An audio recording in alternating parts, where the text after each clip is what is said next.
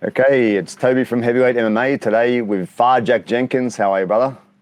Good, thanks, mate. How are you?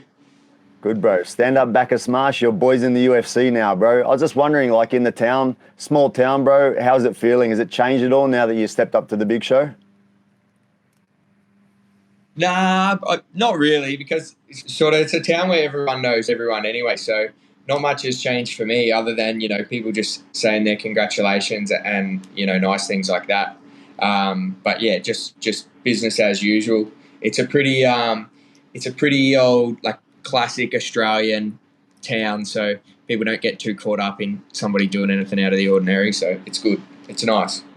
I was looking up, bro. The house prices are not too bad there compared to in the city over my way and probably Melbourne City as well, right? It's not a bad place to live, I reckon. Nah, it's awesome. I'm in the city at the moment just because I have to be here for training all the time. But I've got a house in Bacchus. I just rent the apartment here because it's so close. And this little one-bedroom apartment would probably cost a fair bit more than my fucking four-bedroom out in Bacchus. So it's a bit different. Yeah, funny thing, bro. You also mentioned in one of your interviews recently you had a couple of guys stop you for a photo somewhere, and it's kind of a new thing to you. Yeah. It was the so me and a few of my friends organised the week we got back to go to this sort of this thing that was on at the exhibition centre, and we were walking around, and these dudes came up and they were like, "Hey, yo, Jack." I'm like, "Hey," and they're like, "Hey, big UFC fans, can we get a photo?" And I was like, "Yeah, for sure." And then they tagged me in it on Instagram, and I messaged them, and because it was like the week after my fight, I was like, yeah, oi, I'm over at Crown. Come over for a beer. And then they came and we just spent the whole night together. So it was awesome. Yeah, how good's that, man? Good for you Yeah, and good for them to also, hang out with you, man. It's good. It's yeah, good, yeah. man, of the people. Bro, so big show coming up, man. We talked before a little bit about it, but as it gets closer, any different feelings, bro? Like how are you coping with the whole idea of fighting on a massive card in Australia? Yeah, look, it hasn't bothered me at all, really, in terms of the lead up, because you have so much on your mind anyway. In terms of you're worrying about making sure you're on weight, worried about making sure you're fit, worrying about injuries and things like that. So the actual concept of the huge event hasn't phased me that much. And somebody asked me about that today, and I said, "Oh well, when you're the superstar inside your own head for the last 10 years anyway, it doesn't matter where you fight, you still think of yourself as a superstar." So, and Yeah. that's probably pretty true. And they looked at me and laughed and said, "Is you." So, yeah, I'm excited. I'm excited. I'll only know how I'm going to react to the huge atmosphere when I'm there. If I tell you I'm going to be calm, I'm just speculating. If I think it might affect me, I'm just speculating. So all I can do is deal with it day to day. And as of right now, it feels exactly like every other fight, and I'm going to keep treating it that way.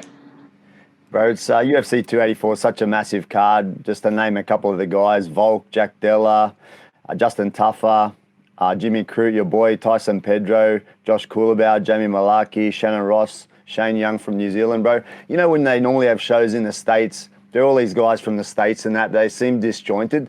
Would you be correct in saying that in Australia, I imagine it'd be almost like a team event in a way, like you'd all be kind of backing each other in the event? What do you reckon? Definitely, definitely, and particularly because of most of those guys you've just named, all of us have cross paths and fought on undercards together as we all came up. You know what I mean? So like I fought on I was not on the show, right? But I fought on the same style bender. I came up fighting on the same cards. Jack Della, Eternal Boy. I'm an Eternal Boy. So you kind of have those lines where we're all similar. So we definitely, whether we're teammates or not, we'll definitely sort of carry a little bit of camaraderie into that. Yeah, Brian, you mentioned Jimmy quite a bit in other interviews and that, man. I get the feeling that because he's already been there and done that, he becomes a bit of a mentor to you, bro. What's it like fighting with him on the same card? Yeah, awesome. We've been saying we're going to do it for so long, so I'm just super excited. And yeah, I do ring him. I ring him here and there just to touch base on certain things about how to deal with things. And it's good because Jimmy did it so young, and we're quite similar in some respects. So he can sort of tell me like, "Hey, watch out for this. Be careful of this." And one thing he told me about, he warned me that how hard contenders would be to stay in the zone, and how he struggled. And he said to me since then, he goes, you'll like your debut so much more, that you'll enjoy that experience so much more than Contender Series. So make sure you soak it up, because the Contenders is such a whirlwind, whereas the actual debut feels a little bit more like a regular fight. So yeah, I'm taking that on board as well, and just going to soak it up and enjoy it. This at the end of the day, you can put a heap of pressure on yourself, but I'm at the stage now where I'm living my dream. So I'm not happy to be there. I'm happy to be there and doing my best, and that's the plan. Go out there and do what I can do. That's it, man. Had a chat with Josh and Jamie the other week, and Jamie was talking about how he can feel the energy already going out there, man. Like, that's definitely something you didn't experience over in the States, right? You come out there and you're the boy. You're the boy of the crowd. They're all screaming for you, bro. It's early in the night too, so they're all super G'd up. It's gonna be electric, rather. Yeah, I'm so excited. The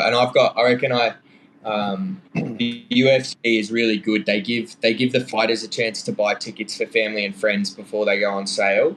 So I put the feelers out there, and I reckon I sold about 250 tickets in Bacchus Marsh. So there's quite a contingent coming over. So it'll feel a little bit like home. Yeah, bro. If anyone in Bacchus Marsh wants to give me a ticket, I'll buy it off them for more than the cost. If they can't go for some reason, contact me, all right? Because I want to come, and I couldn't before because we had COVID restrictions. I would have had to do quarantine, but that's all gone now. So anyone has a ticket, hit me up. I'll come. I'll pay for it. Yeah. Right. Cool. Hey, bro, and I heard you talking about your psychological sort of side of things a couple of times with me once before, and then in your recent interview saying how you like to keep things uncomfortable. It's kind of cool, right? Like late in the night going for runs and just keeping yourself grounded in a way, I like that sort of concept. And one of my old trainers, Paul Grimer, Muay Thai fighter from Sydney, New South Wales, old school fighter, he used to sleep in the ring. And you were saying how in the old days you used to sleep in the gym. So I kind of like that idea of just keeping yourself grounded and not being distracted, right? Taking it down. Yeah, definitely. Well, it's funny. All my friends who I grew up with have been with me for the last sort of 10 years. So they know exactly what to expect. They know that pretty much as soon as I sign to fight, they won't see or hear from me much at all. And it's par for the course. But I've got a friend, I've made a relatively new friend, and we're quite close, and he hasn't really been through it with as a mate of mine before. And he kind of just messaged me the other day, and he's like, I didn't know that it would be like this. Like, you're a completely different person than when you're not training for a fight 100%. And I'm like, yeah, it's just a mentality thing. It's not like I'm not training when we're hanging out. It's just that it's so consuming when I'm in the fight camp that I just don't do anything that might take some of my energy away from my training.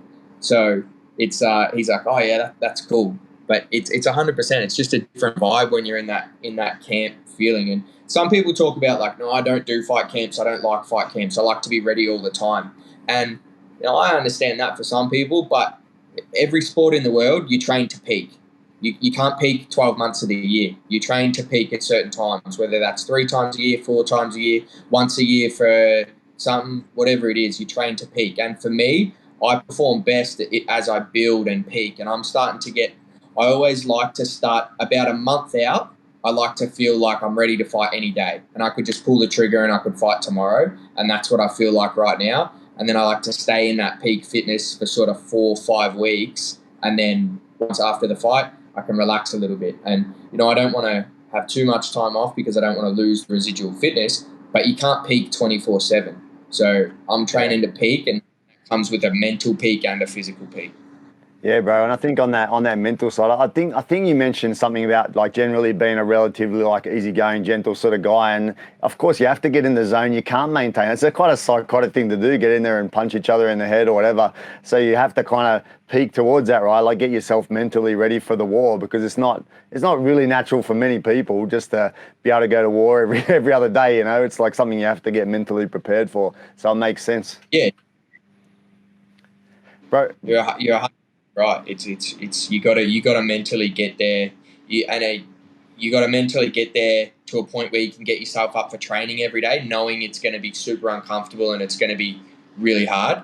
And then you have to get yourself up for the fact that you've done all this work, but you might not get any result. You might go out there and get nothing for it. So it's hard to do, but I'm enjoying it. I love it. So you're out there, bro, just out of interest, to getting your mindset. You're running along the road late at night. No one's around except for the odd person. What's going through your Yep. head at that time? Different at different times. It depends what kind of week I had and how my last sparring session went, I suppose. At the moment, the only thing that's going through my head is I wish the fucking Australian Open wasn't on. Because the Australian Open is on my running path. Rod Laver Arena and the MCG is where I run. So I get to some of the busy points now, and I'm having to dodge in and out of people at like 10:30 at night when usually there's no one there. But yeah, it's usually just thinking about, I visualize a little bit of the fight. Sometimes I'm completely blank. Sometimes I leave the house and I get back and I have no idea what I've been thinking about. Sometimes it's just, thinking about random stuff, like what I'm going to eat when I finish the fight and that sort of thing. But yeah, it's just ticking the legs over, that sort of thing. Do you listen to music, bro, or you just go silent? Yeah, I got the Beats by Dre. Yeah. Over it. I can't get the AirPods in because of the cauliflower ears, so I throw the over-ear beats on and listen to whatever's going. Sometimes 80s, sometimes hip hop, whatever's going. Yeah. Fair enough, bro. So any more ideas on your opponent since we last spoke? Last time you mentioned that your coaches had kind of watched him and came up with a bit of a rough sort of game plan, and that it'd probably kind of come to fruition a little bit more through the camp and that. Any more ideas or feelings on Don Shameless Don Shainis? Yeah, for sure. So I think probably since last time I've come a little bit more to the thought pattern that he's going to try and push the grapple more so than anything else. And I think he's going to do it by rushing, trying to get me going back in a straight line to the cage, and then shooting doubles and shooting singles. And so I'm gonna have to get behind my jab early and disrupt his rhythm. And once I've disrupted his rhythm, I'm really quite good at finding the range and then being aggressive and controlled once I've got the distance. So it's just about doing that and getting the distance early and avoiding letting him take me back in a straight line. I think that's the key for him, is getting me going backwards straight and up tall. If I can stay low and stay in my range, I think I'm going to be quite comfortable. Yeah, it's funny the things you go on. Sorry to cut you. I'm also I'm ready to go in there and scrap if we have to. Like if I have to bite down and throw a bit, me and the boys at training have been getting some really hard rounds in. So while I will go out there and have a clean technical performance, if it comes down to it and I got to sort of tuck the chin a little bit and throw a bit of leather, I'm very keen to do that as well. Cool.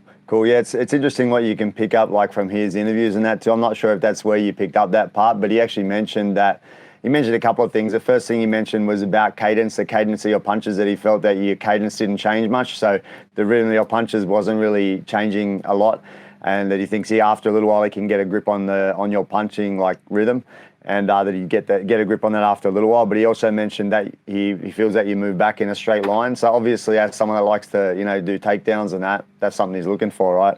And he also implied that his grappling is a little bit more superior. So yeah, you got it down from what he said. It supports what you said as well. So yeah, interesting.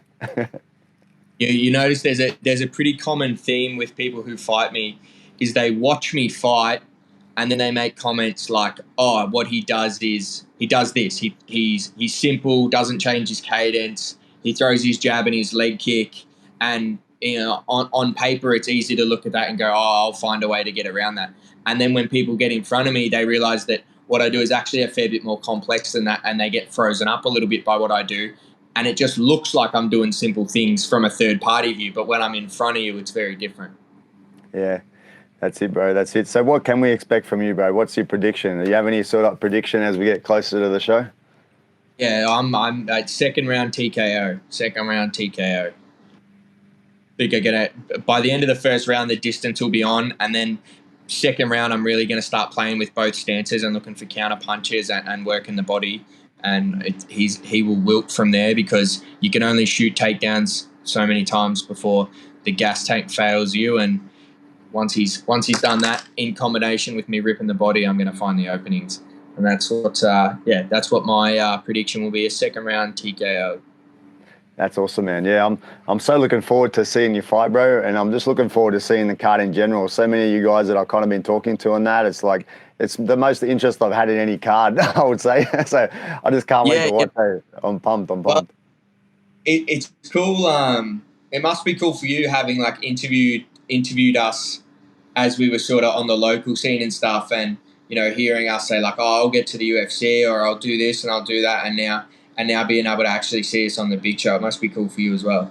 Yeah, it's cool, bro. And like guys like yourself have got a great attitude and kept the same sort of energy and, letting us have a chat. So, yeah, appreciate it, bro. And definitely gained a supporter here and a few other guys listening.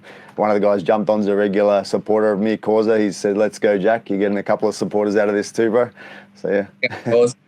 Cool. All right, bro. Thanks for your time again. And I'll definitely be tuning in and we'll have a chat afterwards if you got time, eh? Yeah, yep. No worries. Sounds good, Toad. All right, man. Take it easy. All right, mate. Thank you. Have a great day. You too.